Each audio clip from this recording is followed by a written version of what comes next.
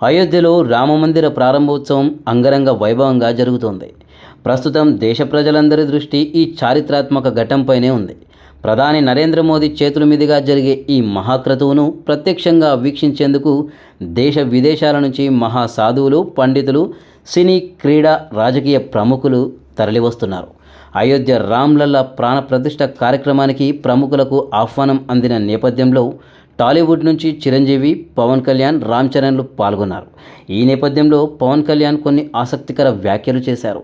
అయోధ్యకు రావడం చాలా ఆనందంగా ఉందని, 500 ఏళ్ల కల సాకారం కాబోతుందని పవన్ వివరించాడు. ఇక ఆ హనుమంతుడే నాకు ఆహ్వానం పంపినట్లుందని చిరంజీవి ఎంతో భావోద్వేగమయ్యాడు.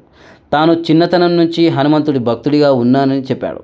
అందుకే తమ హోమ్ ప్రొడక్షన్ బ్యానర్లో హనుమంతుడి ప్రతిమ కనిపిస్తుందని కొనిదెల ప్రొడక్షన్స్ను గుర్తు చేసుకున్నాడు. ఇక చిరంజీవి సినిమాల్లో హనుమంతుడి రిఫరెన్స్ ఎన్నో దగ్గరలో అభిమానులు చూసే ఉంటారు. ఇక RRR సినిమాలో రామ్ చరణ్ అల్లూరి సీతారామరాజుగా రూపాంతరం చెందే క్రమంలో నార్త్ ఇండియా అభిమానులు కొందరు రామ్ చరణ్ని శ్రీరాముడిగా ఊహించుకున్న సంగతి తెలిసిందే. ఆ విధంగా రామ్ చరణ్ కూడా నార్త్లో మంచి గుర్తింపు సంపాదించుకున్నాడు. ఇప్పుడు తమకు అయోధ్య పుణ్యకార్యం ఆహ్వానం అందడంతో ఎంతో అదృష్టంగా భావిస్తున్నామని రామ్ చరణ్ అన్నాడు.